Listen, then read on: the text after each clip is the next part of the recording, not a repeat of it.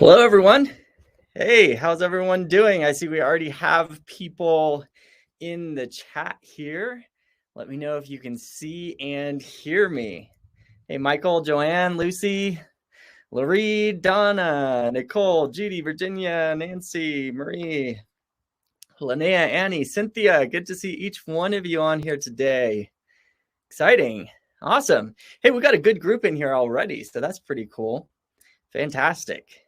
So, hey, I'm Paul, and my dad, Edwin, should be on shortly here. Can see and hear you. Fantastic. Okay. So here's what's happening. I am actually away from home. I'm out in New Mexico with my wife's family. My wife, our whole family. So my wife and my two kids, and we're all visiting my wife's family out in New Mexico. We were actually supposed to be home by now, but then one of my sons got sick, so it delayed our getting back to our place in Tennessee. So that's why I am here. So this is my brother-in-law's studio. That's why you can see all of the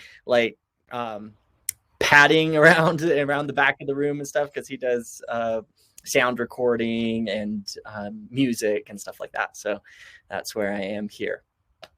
Hey, Dad. Let's see if... Looks like my dad is just logging in. See if it clears up here. Hey, Dad. Can you hear me? Yep. Hey, awesome. Fantastic. Great. Yeah. So huge hello and welcome to everyone again. As it looks like we have a few people that are still just trickling into the room here today, our January live meeting, we're going to be talking about planning your garden. So this is going to be really on topic for this time of year for most people. And we're going to go through our 3-step garden planning formula to easily plan your best garden ever. And actually, this is going to be like a little preview. Some of you may have seen the email that we sent out where we're going to be hosting a garden planning challenge, your best garden ever gardening challenge. And we've done this multiple years now. And it's a really fun, it's going to be 5 days, much more in-depth, intensive garden planning than we'll be able to cover today. But today we're going to give you like our 3-step garden planning formula. And we'll also jump into seed time and a quick introduction on, how to plan your garden and set it up in seed time and stuff like that.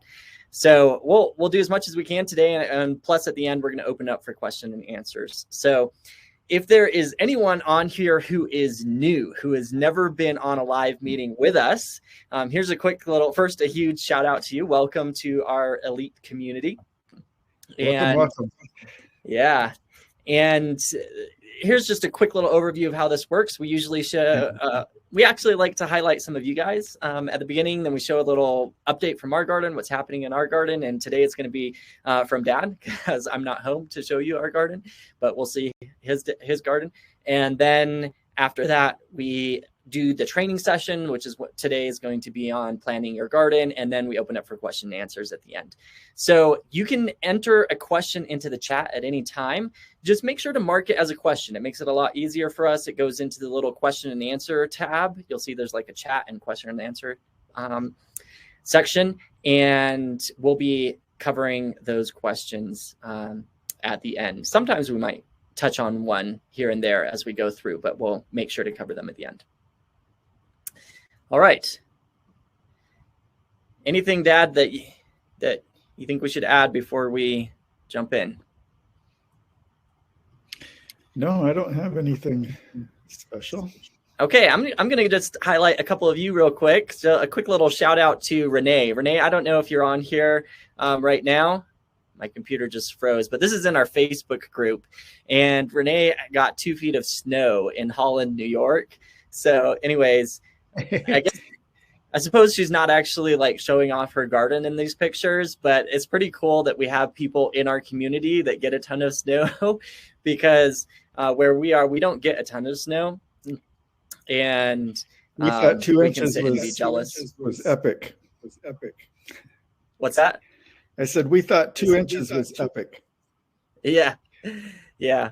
But I know when you get that much snow, then you're probably really waiting for spring to come. So anyways, quick little shout out to you. And I wanted to do a shout out to Lucy. Lucy, I don't know if you're on here right now, but This is her first tomato seedlings. This is just not too long ago, January 22. It says, my first tomato seedling is up. First nectarines that I grew from seed is flourishing. So just a quick shout out to you, Lucy. Great job on your growing. That's fantastic. It's pretty cool that you're getting your tomatoes started early. I don't know what zone you're in or where you're at, how soon those tomatoes will be going out into the garden, but just wanted to give a quick little shout out to you. Great job. Keep up the good work. We love seeing your guys' pictures of your gardens and what you're growing and everything. So definitely jump into the Facebook group there and show them. All right, let's pull up our video. We're going to play this garden update. You'll see this little update from my dad's garden this time, like I said, and then we'll jump into the training. So for my dad and myself, we're going to just turn off our microphones and video so we make sure that this goes smoothly here.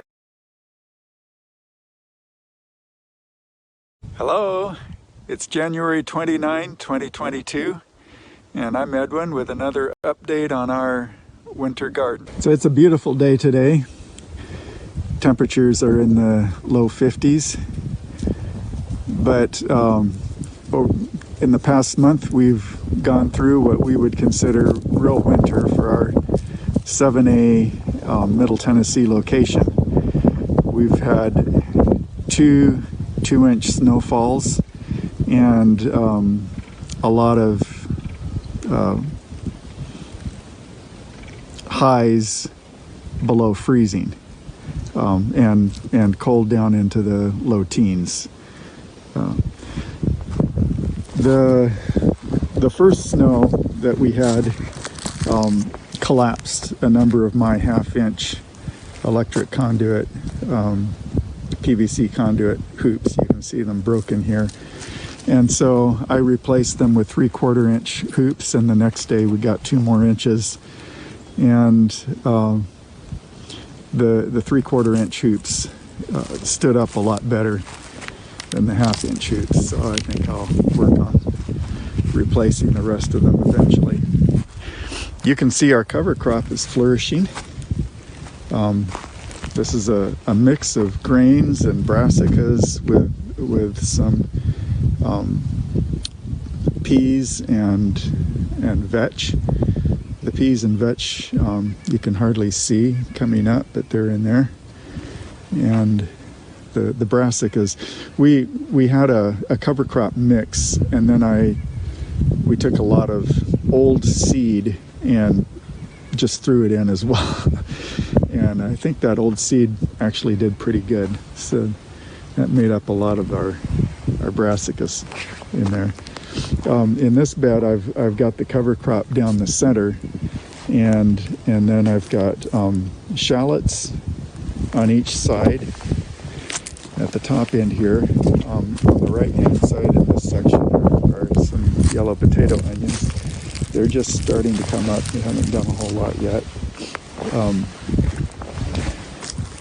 Shallots are continuing here, and then we've got garlic on each side from here down. And down at the end of this bed, I've got garlic as well. It's just starting to come up. We were gone for about 10 days and just got back on Thursday evening, and we've had a couple of cold nights since then as well. But while we were gone, we only had one cover on, and I didn't want to leave it with 2 covers because it seems to keep it too cold. It doesn't get enough light and warmth inside. So we just left one cover on, and you can see that there was some frost damage on a number of things. So I'm actually pleased that things turned out as well as they did. You can see we've got broccoli here that is, I don't know, we might try eating it, but it's kind of, seems like it froze and thawed out and dried out a little bit. These cabbages need to be harvested. We can pull off the top leaves, and there's probably something good in there. The kale seems to be doing pretty good, especially the curly kale. And these collards, they seem to be doing well. We have beets here that are nicely. This broccoli here didn't fare too well. There's some lettuce here that some of it got damaged a bit, but these ones seem to be doing pretty good. So that's our garden. Oh, we have some lettuce down here that is growing up. This Chinese cabbage didn't do very well. And we had lettuce, some baby lettuce in here that definitely got froze out. It's interesting, you can see the red lettuce seemed to do pretty good compared to the green stuff in here. There is something about the red color that seems to do better in cold. We have some Swiss chard here that also didn't perform very well, and some parsley that seemed to do very well. So that's our garden.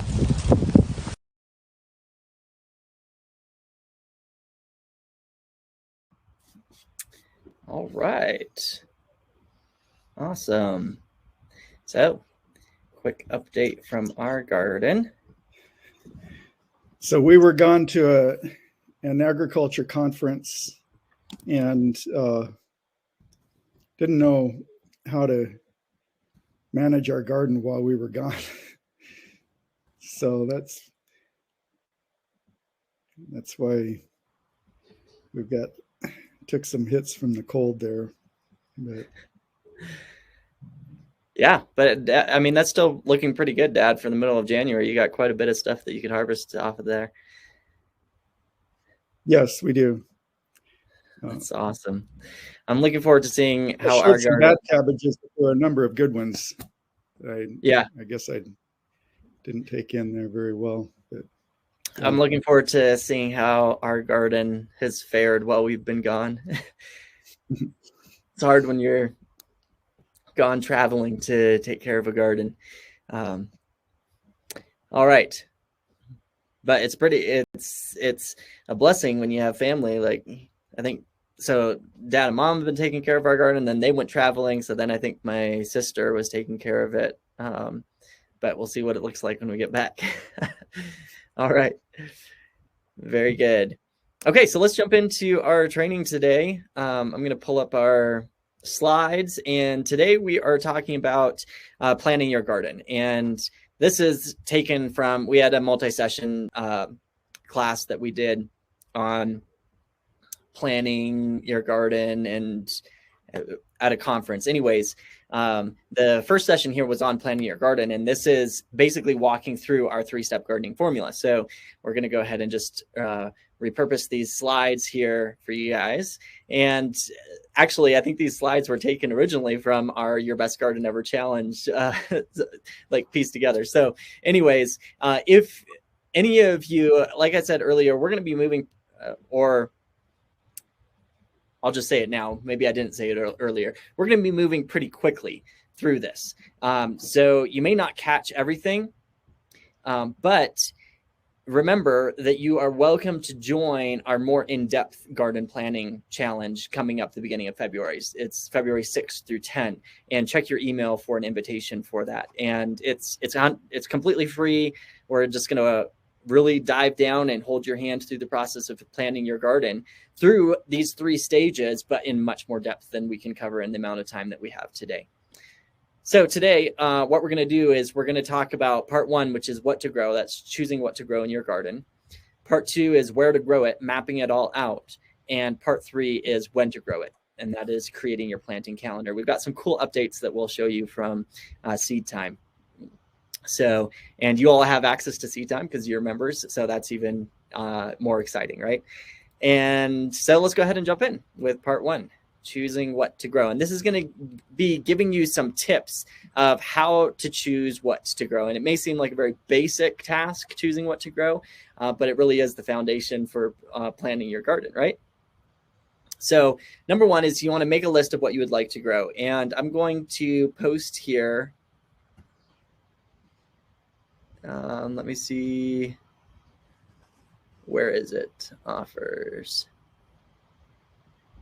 I'm gonna post our garden planning worksheet, and you can download this worksheet, and it's got a space where you can make that list of what you'd like to grow. So you can just start writing in there the different types of crops that you want to grow. And our suggestion with this is to be as specific as possible. So if you're gonna write in cucumbers, choose whether you want to grow slicing cucumbers or pickling cucumbers, right? Because when it comes to choosing a variety, so we're starting up with the big picture, like I want to grow cucumbers, tomatoes, eggplant, squash, etc. Of course, like I said, you may want to be a little more specific, like cherry tomatoes and pickling cucumbers. And then the next step is going to be choosing a variety, and we'll talk about that in a second, because when you open a seed catalog, there can be a lot of varieties of tomatoes, right, Dad? A lot. And so, it could potentially be a little overwhelming to try and figure out which variety should you grow. So we'll give some tips on that as well. And then, like I said, the next step is to choose the specific varieties of those that you want to grow. And in that little worksheet, we have a space where you can actually put in what seed catalog or company you're going to purchase that seed from, just to try and help keep this process organized for you. When it comes to choosing varieties, one of the first things is to think about the different types of seeds. And I'm guessing that most of you have heard of these different types of seeds, right? Like GMO seeds, open pollinated seeds, hybrid seeds, heirloom seeds. But let's just cover very briefly what are these different types of seeds, and how do you decide what seeds you're going to get, what kind of seeds you're going to get, because that can help narrow down the varieties that you're going to get as well. So good seeds and good soil really are the two pillars of a successful garden. Elliot Coleman, in his book, The New Organic Grower, says, without high quality seed, all other activities are moot. If you don't have something that's going to grow, or a seed that's going to sprout, you can't grow your garden very good, right? So what about GMO, hybrid, open pollinated, and heirloom seeds? Do you want to cover these definitions real quick? Sure. We found as we do education around the country that there's been quite a bit of confusion on these things, and so we want to try to make it as clear as possible. Genetically modified organisms, or GM seeds, are seeds that have been modified by a mechanical or biological transfer of genetic material outside of natural methods and between genera, families, or kingdoms. So it's genes from some other species, some other even genera or family that are inserted into the seed of a certain plant, say a corn plant. Yeah, and like a radical example of this is if you were going to put a gene from a fish into a tomato, right? They're just, that never happens naturally in nature. It can't even happen. That kind of thing has been done because, fish often live in very cold environments, and so they have inserted fish genes that help the fish cope in that cold environment into plants in order to see if that will help the plants cope with the cold better. So that's an example of the kind of thing that's been done. It's kind of crazy, huh? Yeah. All right. So the next one is hybrids. Yeah. So a hybrid is the offspring of a cross between two or more varieties, usually of the same species. Anyways, it is something that is done naturally and biologically. It's not like a GMO. So it's kind of like crossing a poodle with a golden retriever and you get a golden doodle.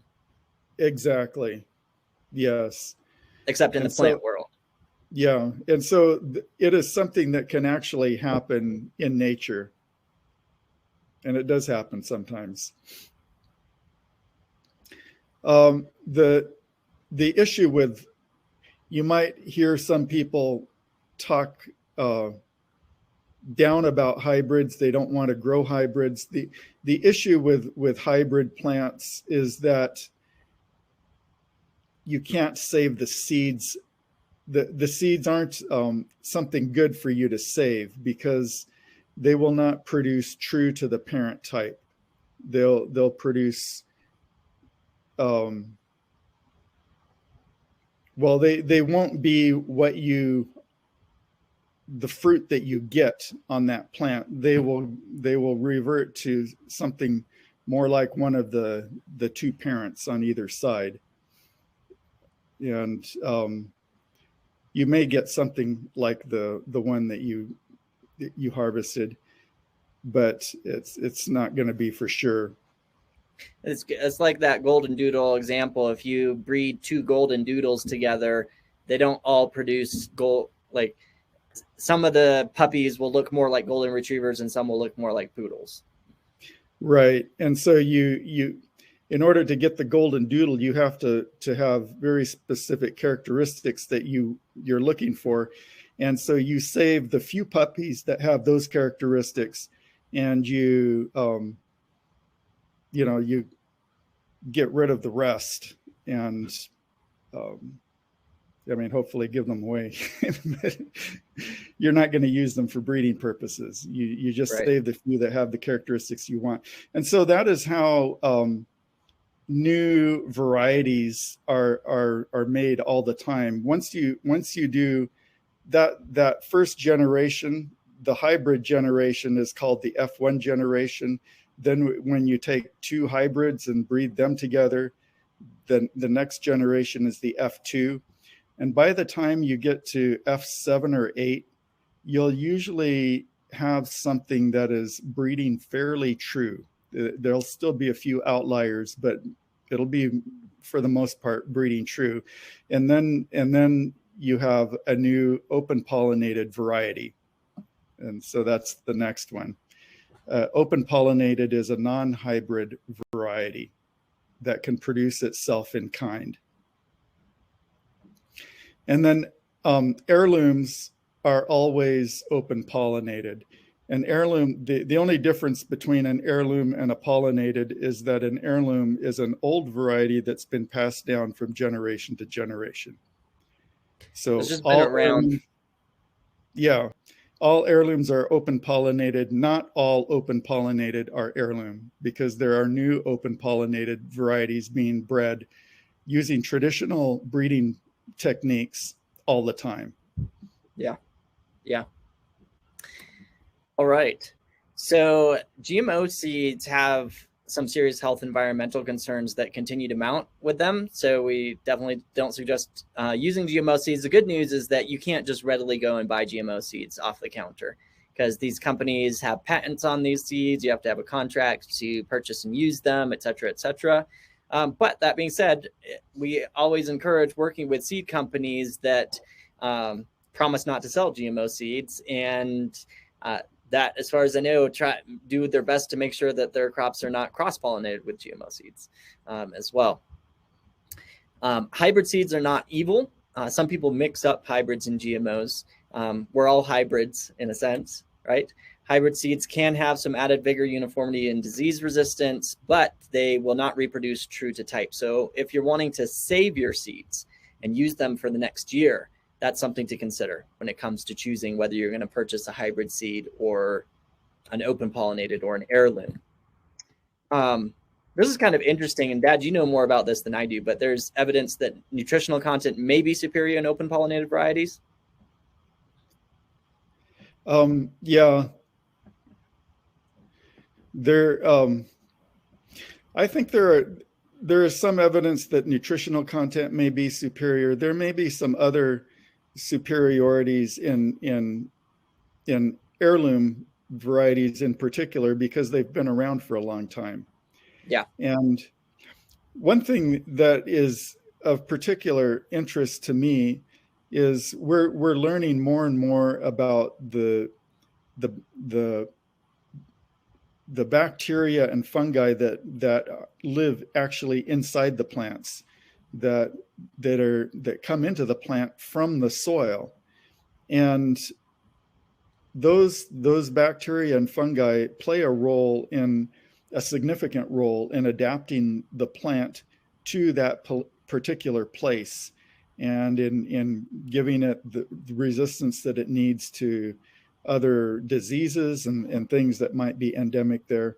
And so I think there is true value in getting seed from plants that are grown in your local area. But there's not a lot out there on that, and I wouldn't, don't limit yourself to it. Yeah, don't limit yourself to that if you're just trying to get started, especially if you have the time and energy to focus on that, then go for it. But if it's a big enough job for you just to get a garden started, don't worry about it. Yeah. So the next step here is, if you want to save your own seed, then you're going to need to use, or you're going to want to use, open pollinated seeds. Once again, you can use hybrids, but you'll want to use open pollinated because then you know that you're going to get the same plant, same fruit that you originally started out with, right? Right. And open pollinated meaning open pollinated or heirloom, because both of those are open pollinated. Saving seed is unique to different plants, and so we'd encourage you to get a good book to guide you if you're going to go into seed saving. A book that we recommend is called Seed to Seed. You can just Google that, and it's got good information on saving seeds. So let's talk about some seed companies. These are ones that we have appreciated over the years and that we buy from.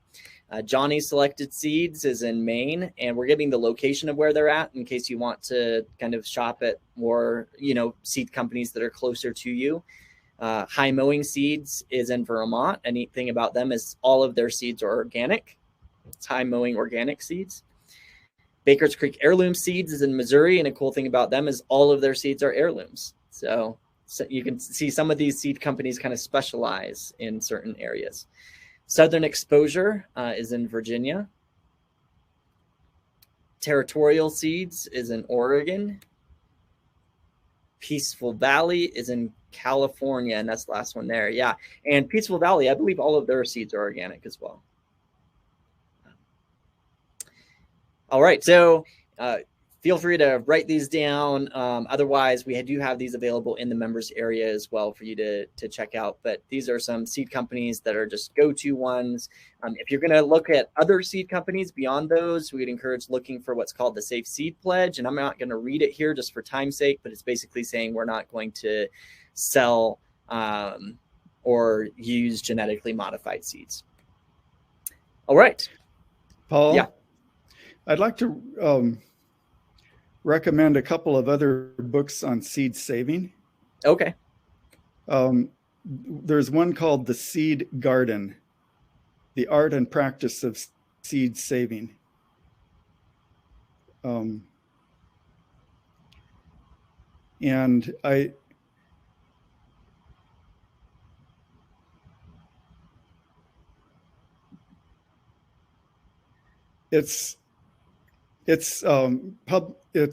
it was put together by Seed Savers Exchange. They're the same ones that did Seed to Seed, but it's kind of a newer,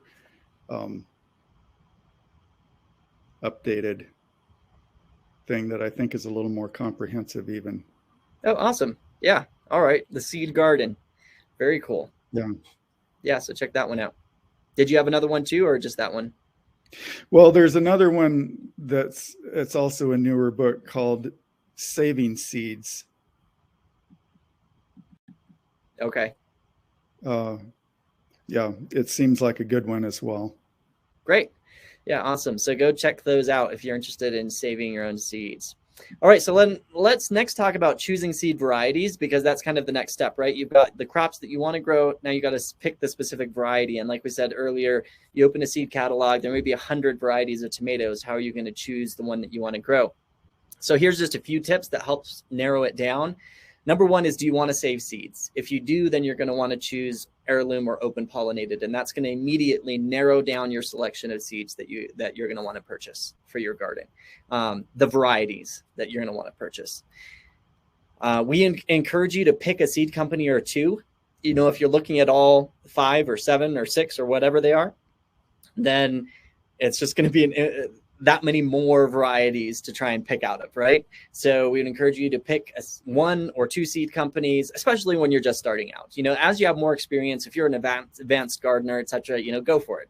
You know, look at all the companies if you want to. But these are some tips, especially for more beginner to intermediate gardeners. Actually, some of these tips are even just really focused on beginners, just to really get you out the gate and make sure that you don't get overwhelmed with the process of picking a variety, right?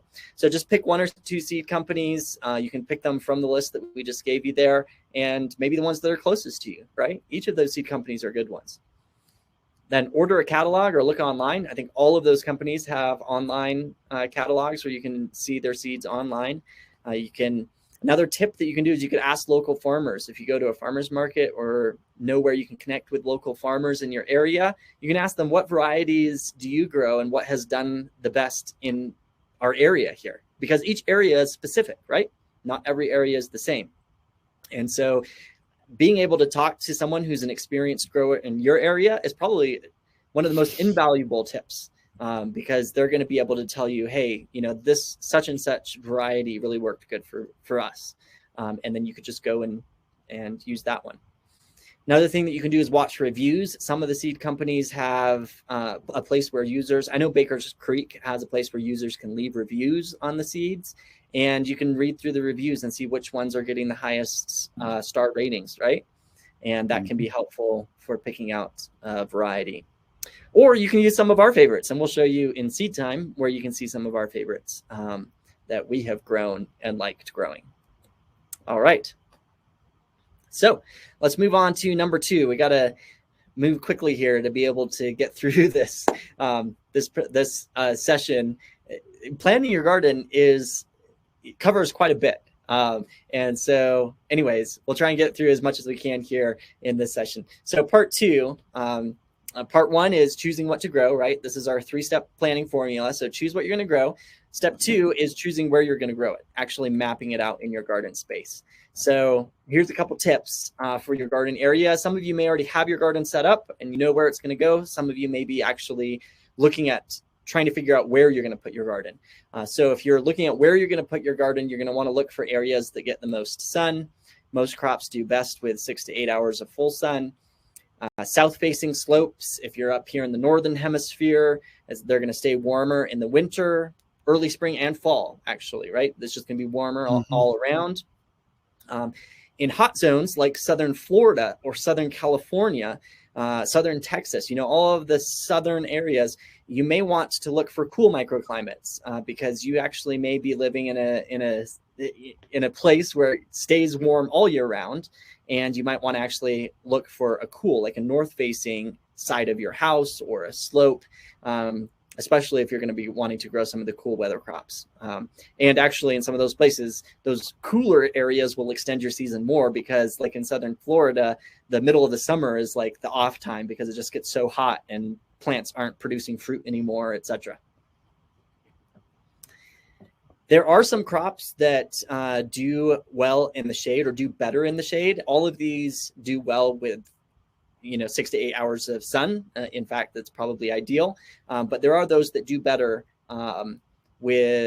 can tolerate more shade, I should say. So veggies grown for their leaves and roots are the ones that do best in the shade. If you have a shady area, you just can't get enough sunlight. That would include your beets, carrots, garlic, potatoes, radishes, onions, Asian greens, broccoli, cabbage, collards, kale, lettuce, spinach, Swiss chard, all of those crops that you're eating the greens off of them. They're going to do better in the shade than tomatoes and squash where you're eating the fruit. So the next step here is to map out your garden space. You figured out where you're going to grow it. Now you're going to want to map your garden space out with a pen and paper. And actually in that worksheet that we shared with you guys, there's some space down at the bottom where you can actually draw out your garden plan, and you could get a ruler, or you could grab graph paper or whatever, you can do it in different ways, but you're going to want to lay out your garden beds. We suggest 30-inch wide beds. It's not a hard and fast rule. Some of you are probably growing in raised beds, 4x8 built out raised beds. That's totally fine. If you're going to grow it straight in the ground, we suggest 30-inch wide beds because they're easy to reach across. There's tools made for them. And that you can see in the picture here, these are 30-inch wide beds. And then you can put like a 12 to 18-inch aisle in the middle. If you want a little extra space, make the aisles a little bit wider, right? All right. We tend to keep the aisles 12 inches inside hoop houses, but if we're outside, we make them 18-inch. Yeah. Yep. It's easier to work in 18-inch.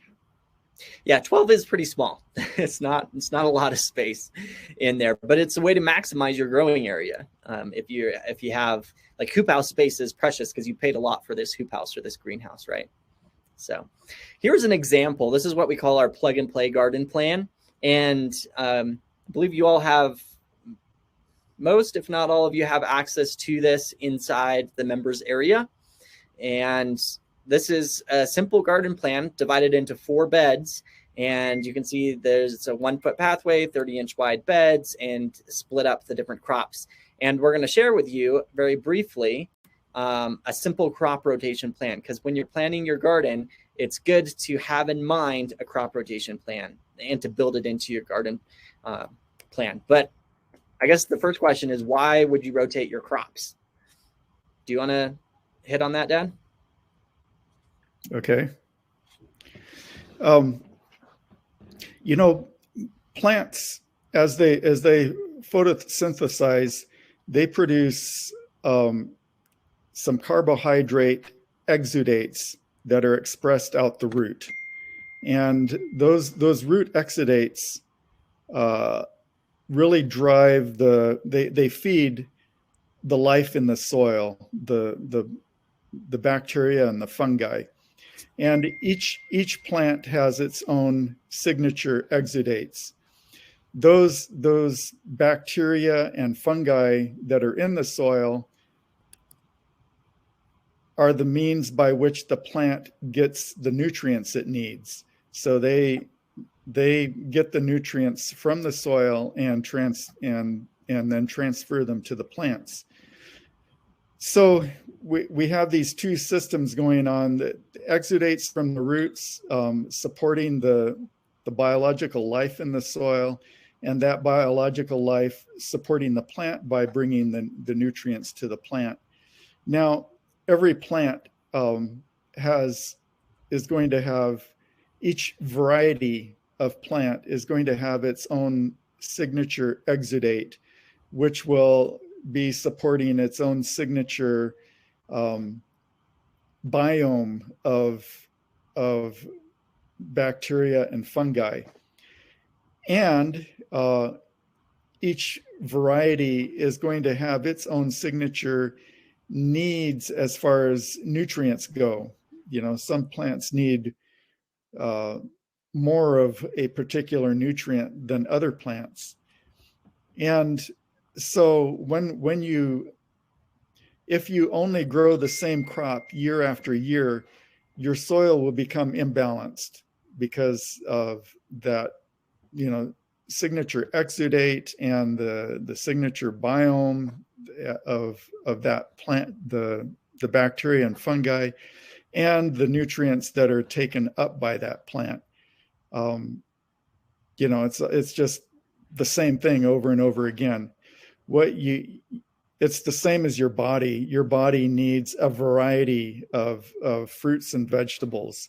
If you stuck to eating one vegetable and that's all you ate, you wouldn't last very well for very long. We need that mixture, and it's the same in the soil. The soil needs a variety of different kinds of plants growing in it. Yeah. And it also has a real impact on insect and disease control. There are certain insects and diseases that are soil borne, And so if you keep growing the same crop over and over again, you'll be encouraging those diseases or those insects. So, and the crops can affect the next crop grown. Some crops have a negative effect on the next crop grown, and others have a very positive effect, such as legumes. So these are all things to keep in mind as you're planning a rotation. But we like to rotate by families because crop families are generally somewhat similar. So you have your brassica family, and then you have the legume family. You have the grass family, your grains, and that includes corn and things like that. So you can group things by family. And then the Solanaceae family, that's your tomatoes and peppers and eggplants. So you can group things by families and try to grow the family together in a certain area and then rotate to another family the next season. Yeah, so here is a simple crop rotation plan that you can get started with.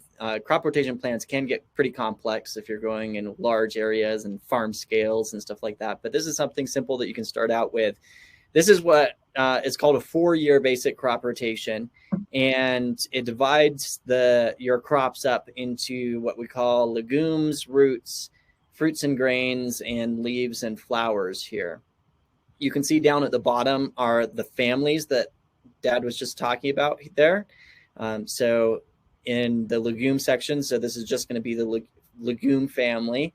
Roots includes carrots, onions, cole or brassicas, and goosefoot families. Fruits and grains is the nightshades, melons and squash, grasses. And then leaves and flowers has sunflowers, cole, brassicas, and goosefoot. And you can see that there is there are some brassicas here in this group, and there are some brassicas here over in this group. But the way the crop rotation works is, so in year 1, you're going to grow this. Pretend this is your garden bed. You're going to grow legumes right here. Year number 2, the leaves and flowers are going to follow this little arrow, and they're going to grow where the legumes were growing. And the legumes are going to move one section over, and they're going to grow in this bed here, which is where the roots were growing the previous year, right? So this is how a crop rotation works, and it just goes in this circle. And so there's always, for example, with the brassicas here, there's always a year in between where you're not growing any brassicas in that area. And if you got even more detailed, on this year, you could grow the brassicas in the top half of the bed, and on this year over here, you could grow the brassicas on the bottom half of the bed. You can get as detailed as you want to into it, but this is a very simple guide that can just get you up and off the ground running. And so in this, I should call this probably roots and herbs. I put the herbs in here as well. So this is carrots, turnips, onions, radishes, but then you have dill, cilantro, parsley in here as well. Fruits and grains, this is your tomatoes, peppers, cucumbers, squash, corn, potatoes, and the leaves and flowers be like your salad greens, lettuce, spinach, cabbage, kale, broccoli, cauliflower. Those are like the flowers right there because you kind of eat the flower of the plant. The legumes are your beans, green beans, peas, peanuts. Many times a cover crop will have legumes in it. Now, a neat thing about this is that nitrogen really promotes leaf growth, right? And your legumes are fixing nitrogen in your soil. If you have too much nitrogen in your soil, it can actually make your plants put all the energy out into the leaves and not have very much fruit. But the cool thing with this crop rotation, which kind of plays into the benefits of a crop rotation, is you're going to grow your leaves, your leafy crops, right after the legumes. And so with your leafy crops, you don't mind if they get really big leaves because you want big salad greens, you want big kale greens, you want big collard greens, right? And so that's just a real cool benefit of growing your leafy crops right after your legumes in a crop rotation like this. So here you can see with this plug and play garden plan, you can see the 4 beds are split up into these 4 different types here. And yeah, if you guys have questions about it, feel free to put them in the chat. We will go more into depth into crop rotation when we have our garden planning challenge coming up soon. So choosing where to grow each crop. Some tips. Number one is divide your garden into 4 equal sections. Plan your crops based on the 4 kinds in the crop rotation plan. And then the question is, what if they don't all fit, right? What if you want to grow more of something than will fit in one of those 4 sections? An example is with the fruits and grains here. And I'll show it to you visually in the crop rotation. But the cool thing with this crop rotation is you can easily double and split, double a bed up and split it by family. So this is a little bit more of an advanced step. So if you get lost, don't worry, come to our gardening challenge. We'll cover it in more detail, right? But for example, let's say you're growing fruits and grains and you want to grow corn, but you want to grow peppers and tomatoes and eggplant, and all of those, the peppers, tomatoes, eggplant, cucumbers, and squash, all fill up this bed in your garden, right? And so there's no more space for corn. What you can do is you can create a 5th section right here in between the fruits and grains and the leaves and flowers. So it turns a 4-year crop rotation into a 5-year crop rotation. And you can split out the grasses right here, which is the corn. So you could grow corn right here, and this would be your nightshades, melons, and squashes. So the key with adding to a crop rotation plan is you just want to split 1 family out or 2 families out. You just want to keep the families together as they go through. So if we lost you there, I hope we didn't. I tried to make that pretty simple. But if we lost you there, don't worry. Drop a question in and we can try and explain it a little better. Plus, come to the gardening challenge and we'll have more time to explain it there as well. So next is ordering your seeds. Go through your crop list, make a seed order for the varieties you picked, order the amount of seed based on how much you want to grow. Seed is cheap. It's always better to have extra than to run out, although seed prices are going up. So order your seed now because they might still go up. And that takes us to step number 3. So 3-part garden planning formula. 1, choose what to grow. Your crops and varieties. Number 2 is choose where to grow it, map it out on your garden space. Plan out your crop rotation, where you're going to grow each of those crops so you have a good rotation plan in place. And number 3 is the timing of when to grow it. And this is where what comes in what we call our perpetual harvest hack, because gardening is full of decisions. It's the simple art of knowing what to do, how to do it, and doing it at the right time. And I guess where to do it is in there as well. But in this particular case here, we're going to be talking about what to do, how to do it, and doing it at the right time. And that's what we call the power of our perpetual harvest hack, which, spoiler alert, the perpetual harvest hack is in itself seed time, because in seed time, it pulls all of these 3 things together. It helps you come up with your plan so you know what you're going to be doing: seeding, transplanting, preparing your bed, harvesting, etc. How to do it, you can click on any of the tasks. It pops up and tells you how to do it, right? And then doing it at the right time. And seed time is going to help with setting up the timing of those. So I'm going to jump over real quick to seed time here. And we'll just give you a quick demonstration of how you could start planning your garden. Like after you've chosen what you're going to grow, then you come over to seed time, and after you've made all those decisions ahead of time. So planning your actual planting calendar in here and setting it up, all the timing of those crops is going to be a super breeze if you've already decided what you're going to grow. Because then you're just going to come here, you're going to come and say, okay, I want to grow lettuce, right? So you'll come drop down lettuce. If you've chosen what variety you're going to get, you just go to the drop down, start typing in the variety. Oh, look, Jericho is already in here, right? If it's not in there, you can create a variety. So you just type in Jericho. It's going to automatically fill out the information with a suggested seeding date relative to your frost, based on your area. You just drop it into the calendar, say schedule. And there, we're going to drop in our lettuce. Boom. And whoops. Let me just check something with our lettuce here. This is supposed to be days to maturity from seeding. So we'll make sure that that is updated. All right. Next up, let's say you want to grow some kale, right? So you're going to drop in kale. I'm not going to go through the process of picking the variety, but once again, you can just pick one from the drop down, or maybe I will go ahead and just do, okay, we'll grow lacinato kale, right? Schedule it in. It's going to drop it into your calendar. And you can just do this for one crop after another, dropping them into your calendar, and it's going to tell you when to seed them, when to prepare your bed, when to transplant, and within minutes, you can have a planting schedule that just goes one after another, right? And like we mentioned, when it comes to actually seeding it, if you want to, you can jump in, you click on the task, and it's going to pop up, give you crop recommendations, links out to our favorite varieties here, right? So this is, I'm just going to zoom it in just a little bit here. So this is pretty awesome because instead of picking a variety yourself, you could just come and lettuce. We have a lot of favorite varieties of lettuce, as you can see. So, but if you want a leaf lettuce, just pick one of these leaf lettuces here, right? New Red Fire. You're going to click it.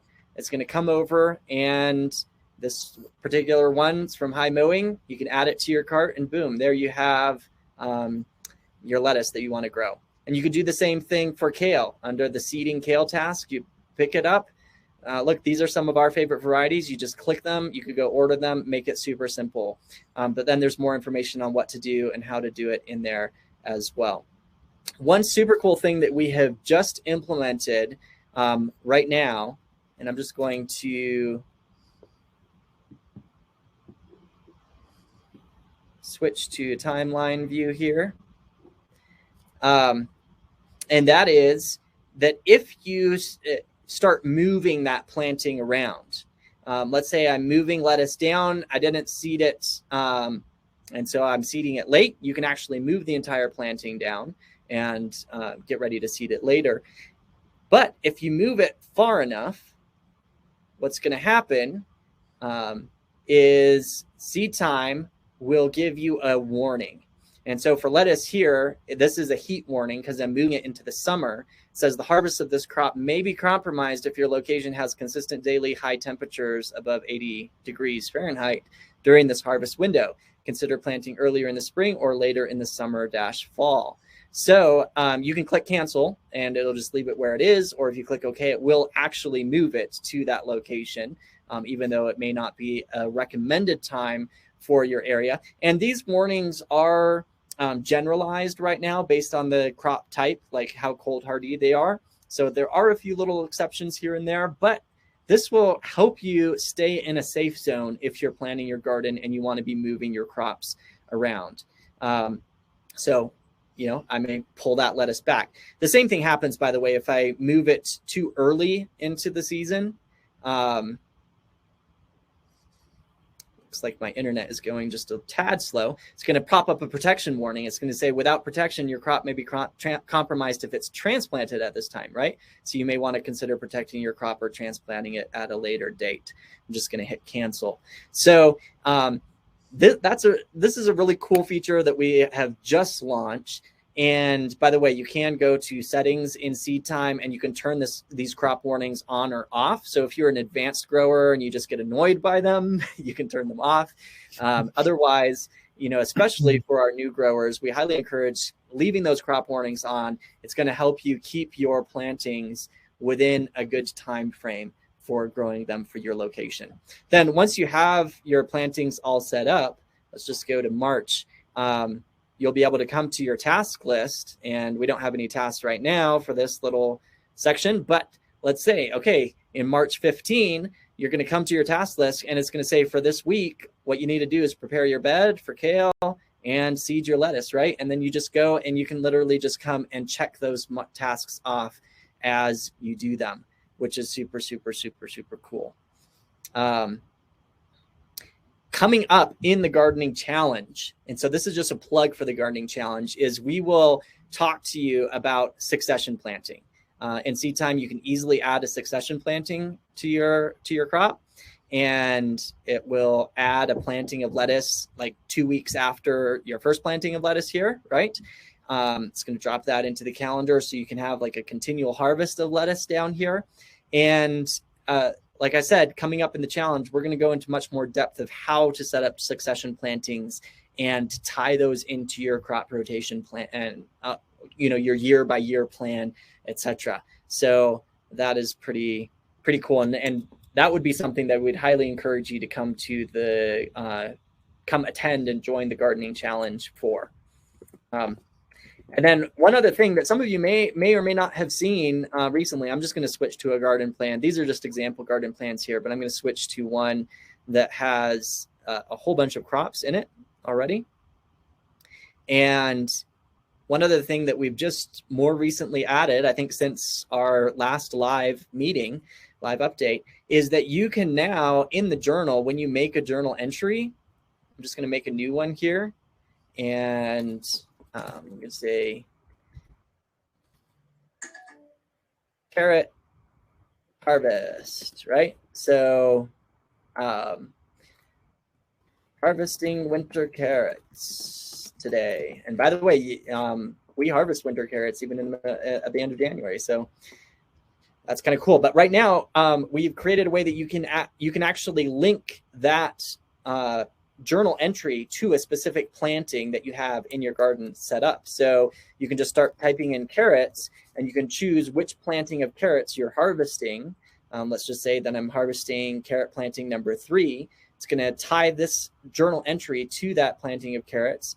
And then I can set a tag for it. We're going to set up custom tags soon, where you can add custom tags. Right now, we just have a few tags for the different tasks in your garden. You can save that journal entry, and then you can easily come over later and filter by specific crops or specific plantings. Actually, right now we're going to eventually set it up where you can filter by the specific crops. So you could just type in carrots and it would filter all of the plantings that were connected with a carrot, or you can filter by a specific planting. You can also filter by specific tags, etc. So it's a great way to easily keep track of notes related to your garden and your garden plan as you're going through the season. We highly encourage you, by the way, to take notes as you go through the garden. And Seed Time, right now, I can't think of any easier way or program out there to take gardening notes, tie them to your gardening plan, and be able to easily sort and filter them later. Because as you make those observations this year, when you're planning next year's garden and you're wanting to grow carrots, you can easily look back and see all of your journal entries related to carrots, right? And you may have observed something last year that you want to do differently this next year, right? And so keeping those observations and those notes of your garden can be very helpful for planning in the future. So that's kind of the next stage of planning is keep your observations throughout this year, and then next year use them for your next year's plan. All right. So we have covered a lot, packed in a lot, and that was just a very brief little look at adding those plantings into Seed Time and creating your garden plan. Once again, we're going to go into much, much more depth on that coming up soon in the gardening challenge. So if you want to dive down, and by the way, like in the challenge, I expect that we're going to be teaching a lot more about Seed Time. So if you want to get like a real solid grip and handle of everything that Seed Time can do, we're going to be doing a lot of that in the challenge. It's going to be a power-packed, really fun time together. All right, anything else, Dad, that you think we should add before we jump into the question and answer time? No, I don't have any. Okay, and by the way, so coming up in that challenge, we'll also show you, just as an example, we're going to show you how you can assign plantings to a specific bed, because you made your planned layout, right, where you have the different beds that you're growing in, and you can actually assign a planting to a certain bed, and you can filter the calendar based on that bed. In fact, you know what, I'll just give you a quick sneak peek at that right now, because some of you may be planting your garden right now. So in the calendar section, for each planting, here's an example with beets. Under the crop settings, for that planting. Just going to let it load here. Under the label section, you can assign bed. It's kind of like a little tag. So in this case, it's bed 1. The main thing is that you want to make sure that it's all one word. You don't want to have a space between the bed and the 1, like a bed space 1. You want to make sure it's all one word. You know, if you have a hoop house in a field, you could make these little, you could do like HB1, which would be like hoop house bed 1. Or you could do FB1, which would be like field bed 1.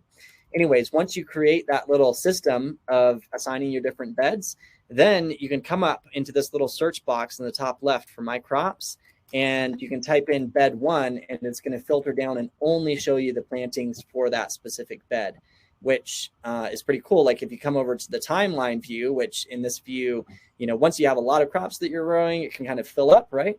But if you just type in bed 1, then all of a sudden it filters down just to that bed, and then you can set up those succession plantings and figure out where you're going to plant each one of those plantings in that specific bed for your garden.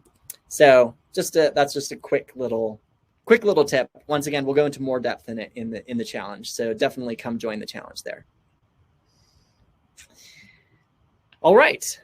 So let's open up for question and answers. Anybody have any questions? I see that we have one question in here so far. And if anyone else has a question, now is the time to put it in. We'll work on answering it to the best of our ability, right? So Margaret says, my husband and I live in Pennsylvania, and I got a tower garden to start growing some veggies indoors. What's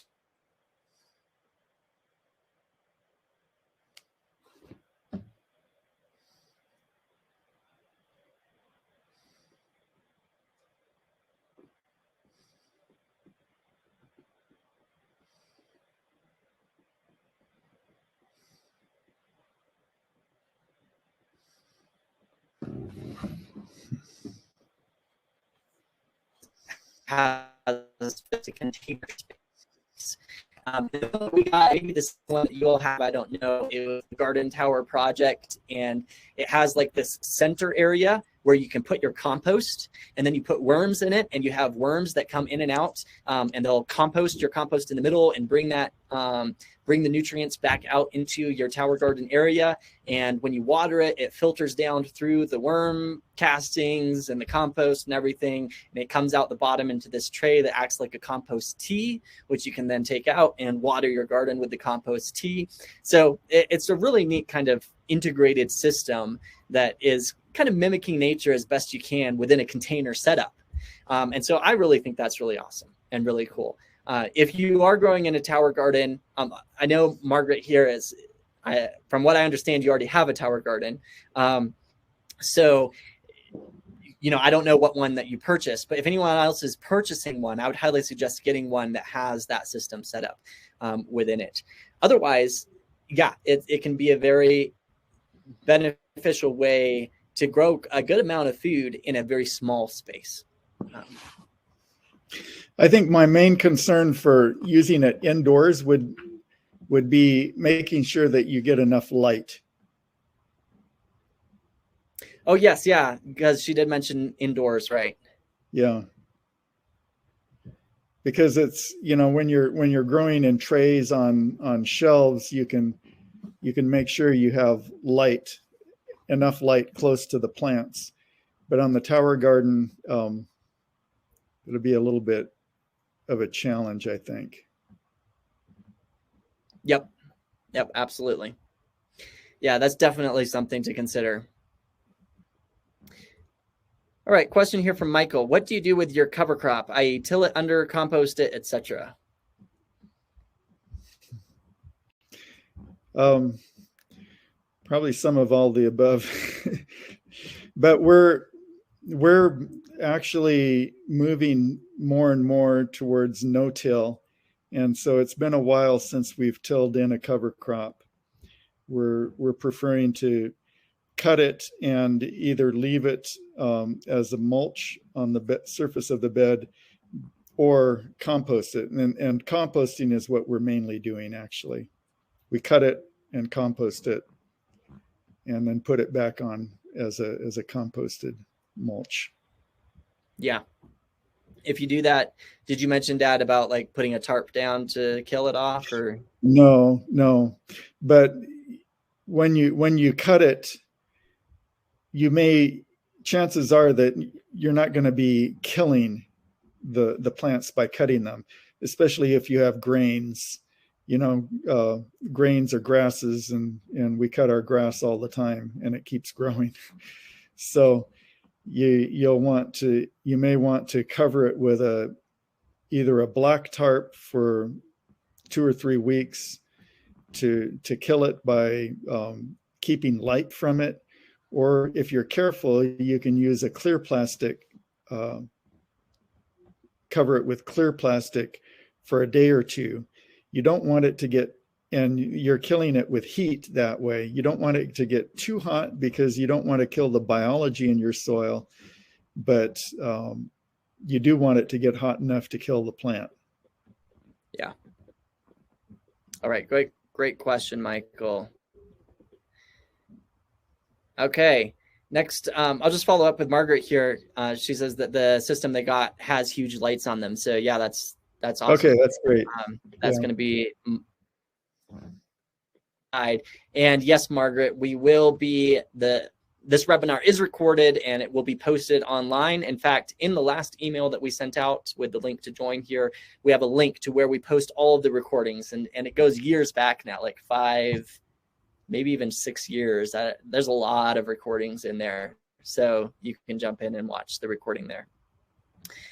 Question from Gail. I have blueberries bushes in one of my raised beds. Can I plant anything else in those beds with the blueberries?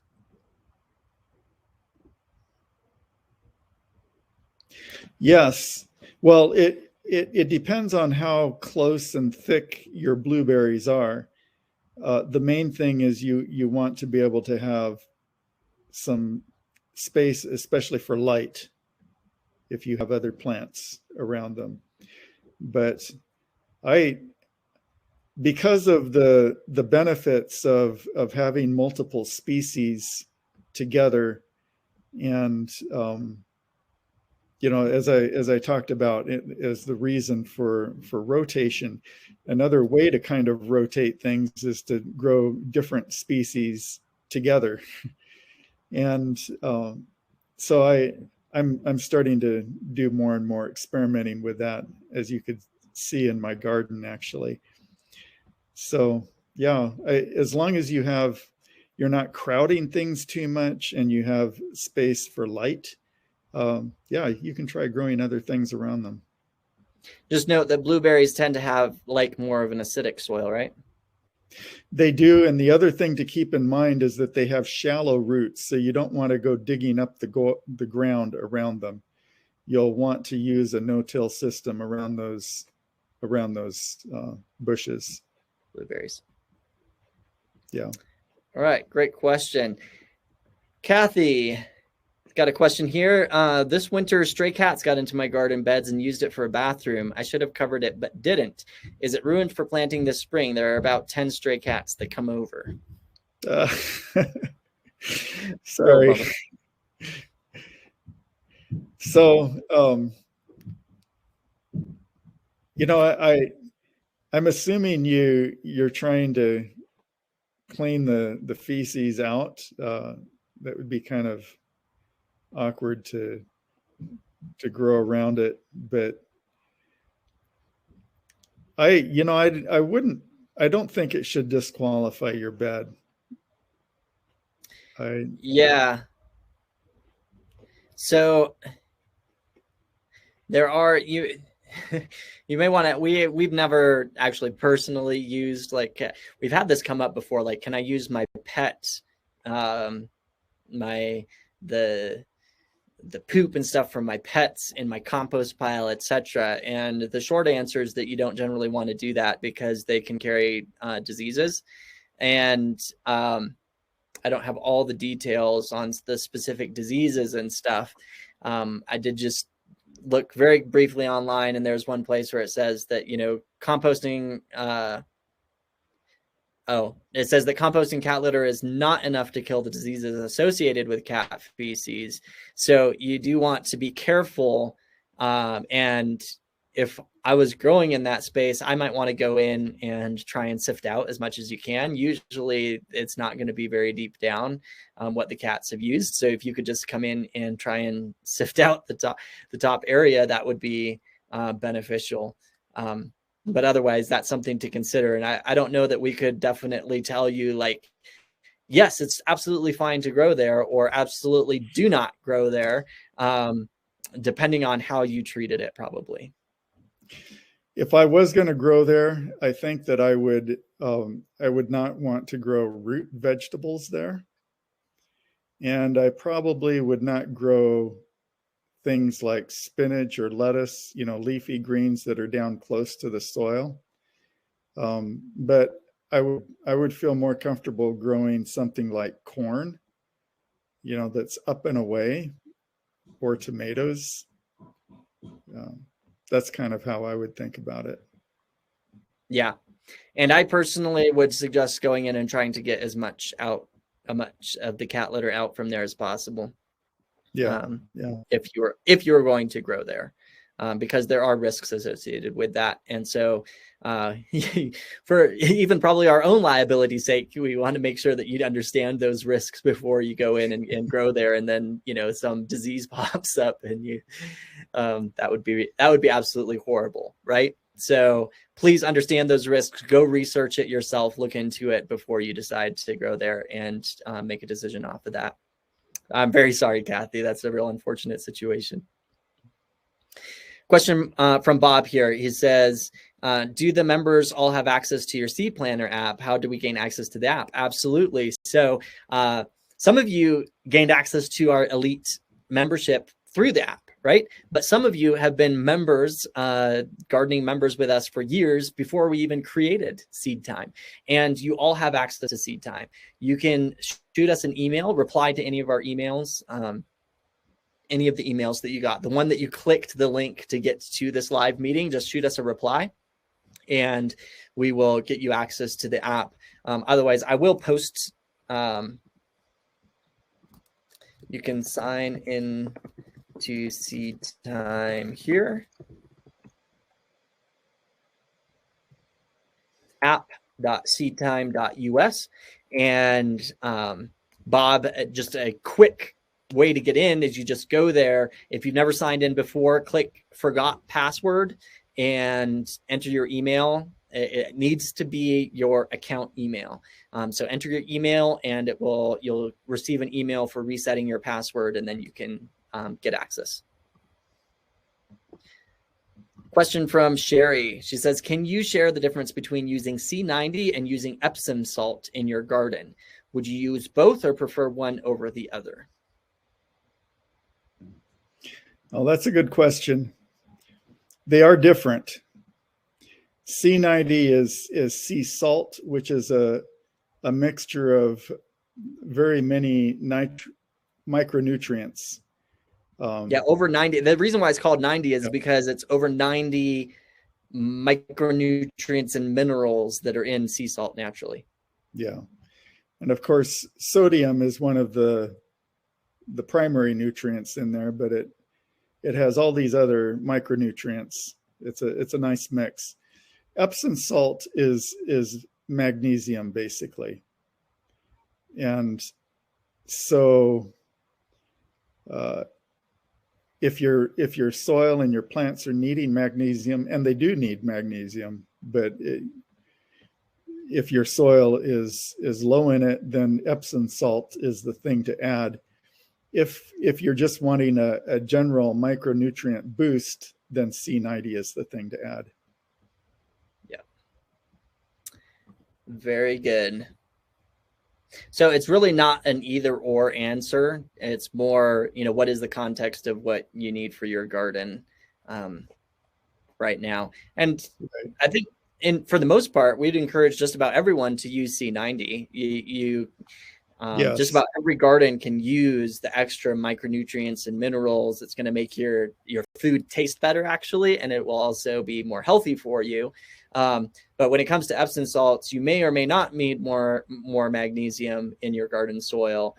So, just keep that in mind. It's not something that we would just suggest, using on a regular basis, you'd really want to know your context. Yeah. Question here from Robert says, do you think that organic seed is actually beneficial? Are the seeds genetically modified by the pesticides, or is the true benefit in organic growing? That's a very good question.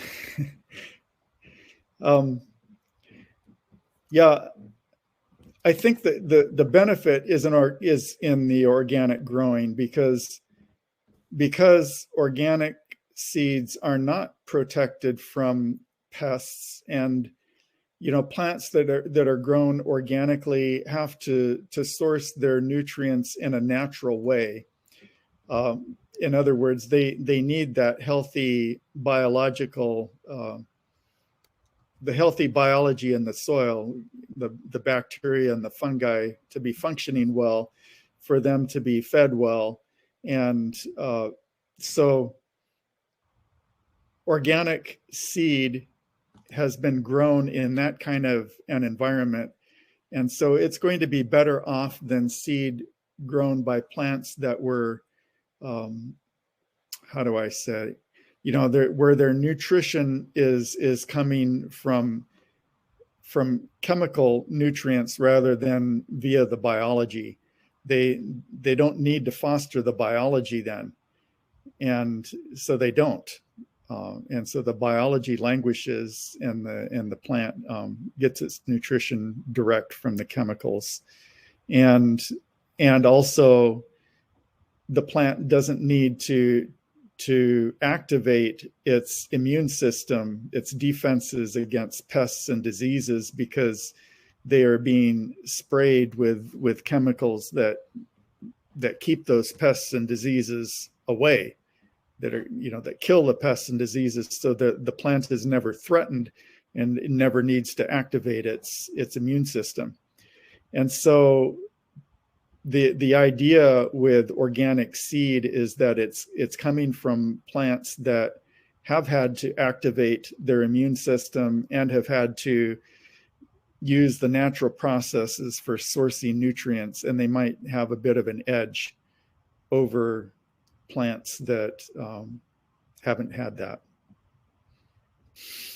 The other clarification, and I was just answering someone else about the C90 here, and so Dad, maybe you mentioned this, but a clarification is that there are no organic GMO seeds. So if you purchase organic, you're for sure not getting a GMO. Yeah, actually, by definition, the definition for organic excludes GMO, whether that's seed that you're buying, or whether that's produce or something else in the store that you're buying. By definition, organic excludes GMO. Yeah. I mean, that's the official USDA definition, excludes GMO. Yeah. All right, next question from Kim says, what's the best way to train squash upwards instead of out, and on what? Okay. It depends what kind of squash you're growing. I mean, if you're growing a squash that gets very big and heavy, then you might need to leave it on the ground. But otherwise, you need to have a trellising system that will be robust enough to hold it, to bear the weight of the squash you're growing.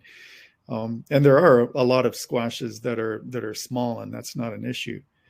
So I think that's the main thing. And then you can use any kind of trellising system as long as it's strong enough to hold it.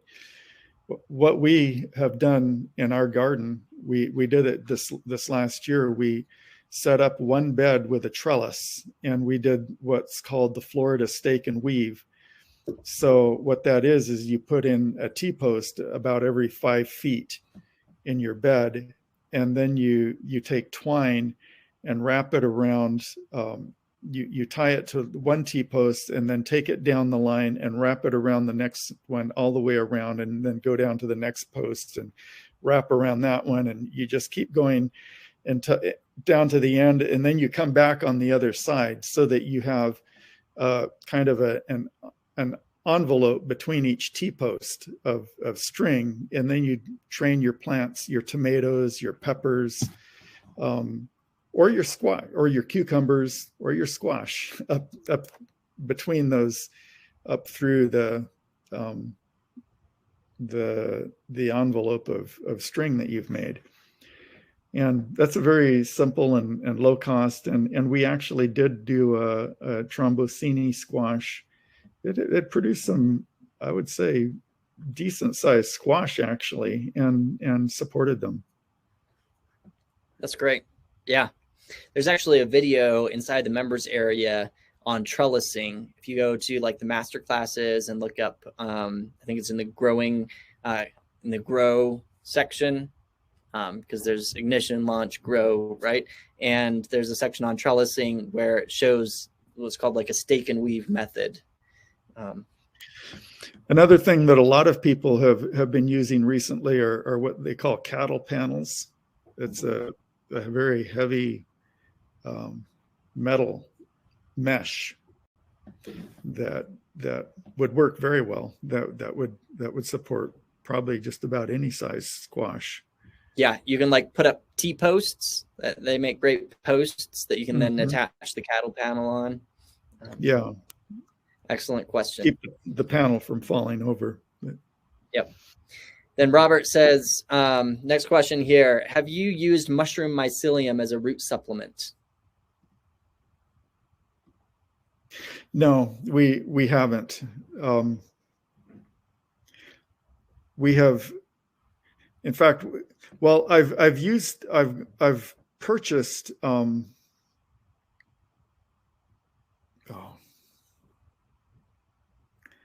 what's the mycorrhizal fungi, or yeah, I've purchased mycorrhizal fungi, and I've used that as a seed treatment when I'm starting seeds, and also I've added some to my soil.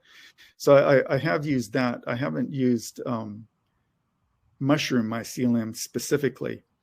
I do have wood chips in my aisles between my beds, and they have, I've noticed this last fall, I had quite a few mushrooms growing up in the wood chips and even into the beds, and I was quite pleased with that. So, that is a good thing. I wouldn't discourage you from using it, just because I haven't used it, but I think that could be good.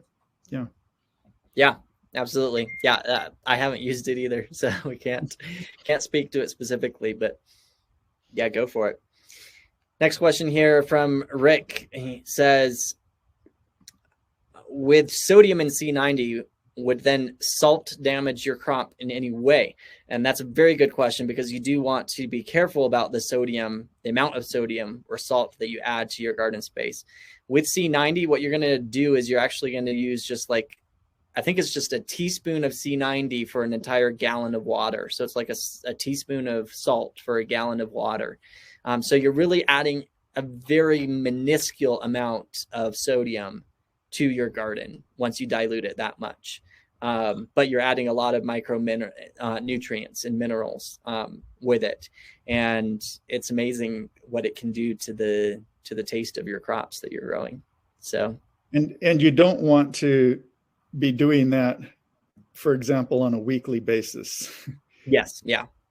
Because of that. So I don't remember. Do they make a recommendation on how often to do that, Paul?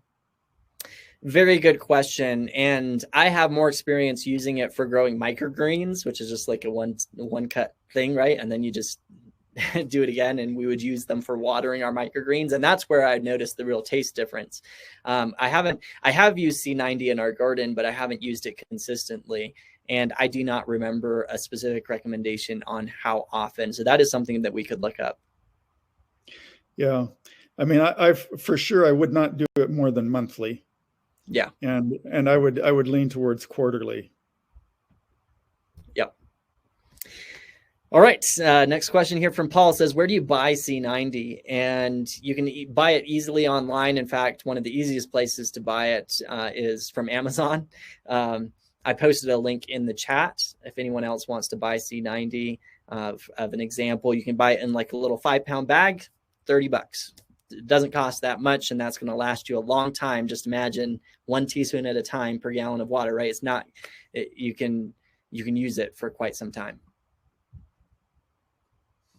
All right. Looks like we have one more question here. This may be our last one, unless someone puts in a last-minute question. Kim says, my soil seems good. Seems good to dig and plant in now. If I use a no-till method, should I go ahead and turn the soil with a garden fork, or what is the best way to prepare the dirt?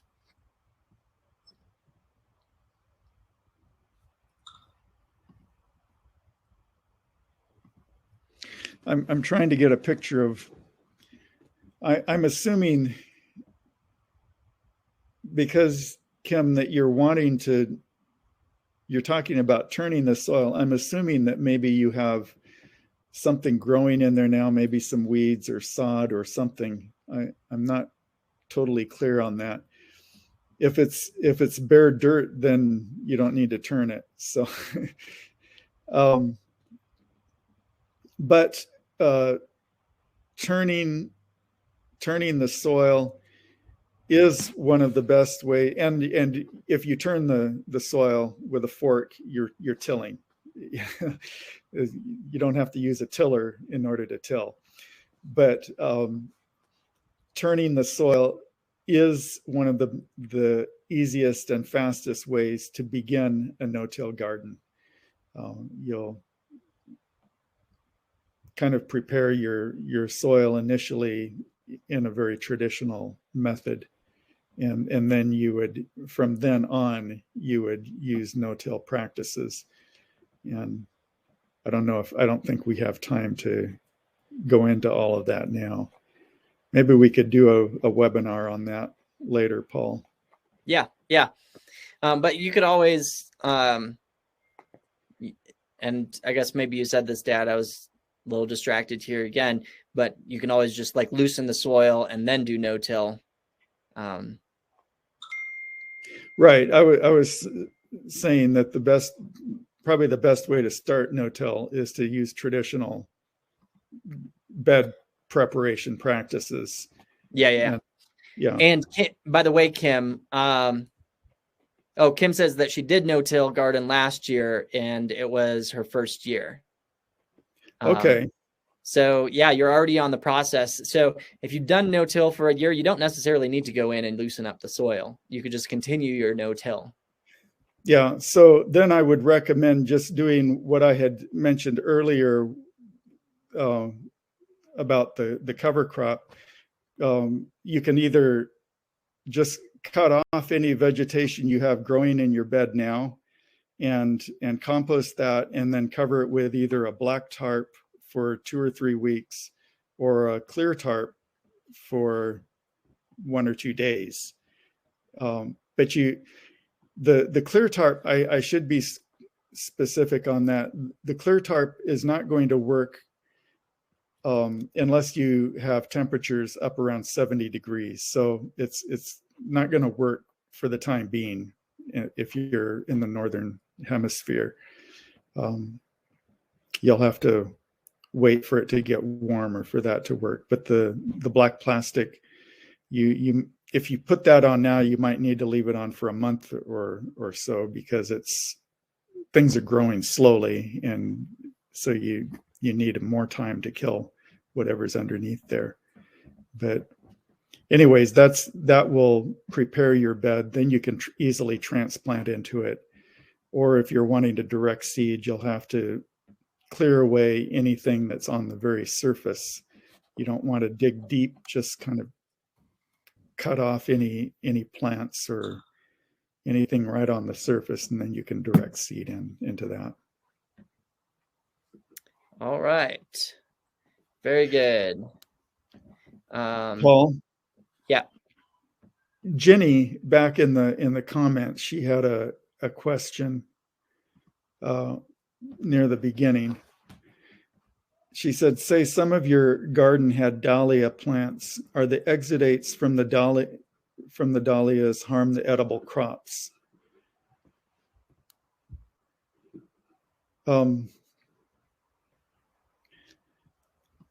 As you know, I'm not very knowledgeable yet about flowers and growing flowers and vegetables, although I'm very interested in that. But I'm not aware of any harm from the exudates of dahlias to other crops. For the most part, there is not harm to following crops from exudates. There are a few things that will harm. For example, rye, cereal rye, is what do they call it? I think it's allelopathic. It produces exudates that prevent other plants from sprouting and growing. And so there are plants like that will do that, but I'm not aware of dahlias being that way. But like I said, I'm not really up on dahlias, so I don't really have a good answer for that. Yeah, good question though. Excellent. Yeah. All right, question here from Bob says, as my ag class begins to plant starts, what do you use for the potting soil recommendations? So Bob, what I decided to do is just share with you all a link to our potting mix recipe in the chat. You can download it as a PDF. You can print that out. It has the instructions and details on there of a tried and true potting mix recipe. There is a little fertilizer mix in there called Down to Earth Vegan Mix that we use. You may actually need to use just a little bit more of it than we have listed in the PDF there, but that's a great start, and that's what we would suggest if you're going to mix up your own potting mix, or find something as similar as possible to that in a garden store or something like that. Question from Margaret says, I got the link to watch the webinar from someone else, so where do I go to access the recording? Very good question, Margaret. Sounds like you might have had just a bonus session here then. So shoot us an email to, send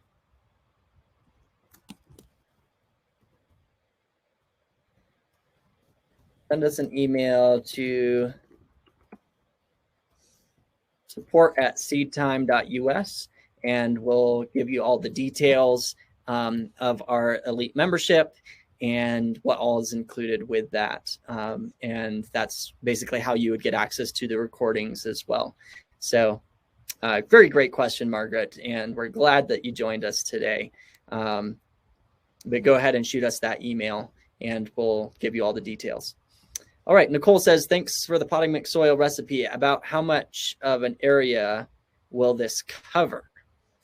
Good question, Nicole. So this potting mix recipe is specifically for starting starts and then transplanting them. So if you put them in a plug tray or something like that, we have a different recipe mix that we would, there's some similarities to it, but if you're filling a raised bed or actually trying to cover a garden space or something like that, then we would use a little bit of a different mix than what we have here for this potting mix recipe. This is just solely for starting starts.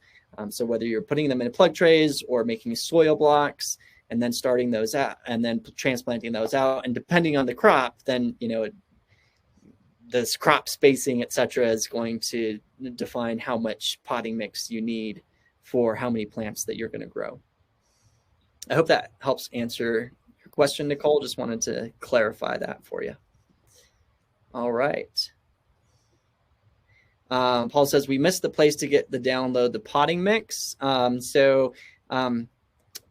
I posted it in the chat here and kind of highlighted it with a little, should be kind of orange reddish background. It says potting mix recipe with the link to download it. Scroll down in the chat to see it. I will also reply to you just privately.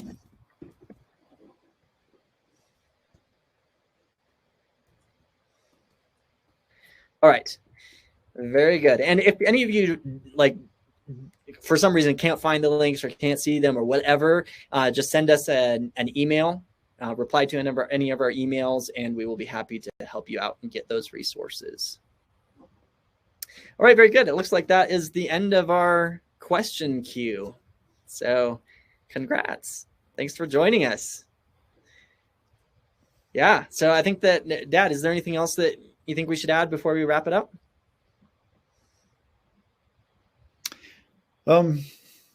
No, I think that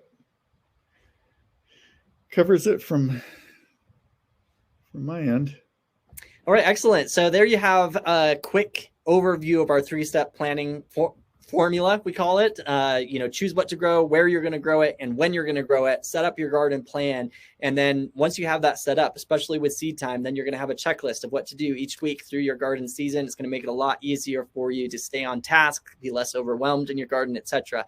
If you want to go more in depth into this, if you want us to basically hold your hand through that whole process, and be able to ask a lot more questions about the different stages of planning your garden and really get your garden planned for this year to grow your best garden ever, then highly encourage you, check your email, look for that link to sign up for your Best Garden Ever Challenge starting February 6th. Can't wait to see you there. We'll look forward to seeing you there. Otherwise, you're welcome. Yeah, thank you all for joining us. It's always fun to jump on with you. We love the interaction with you guys. We love your questions, and we will look forward to next month, right? February. Yes. Guys, have a great afternoon, evening. Look forward to seeing you next time, and bye-bye. I hope you enjoy your veggies, Kim. That's great. Yes. Yes. All right. Bye-bye, everyone.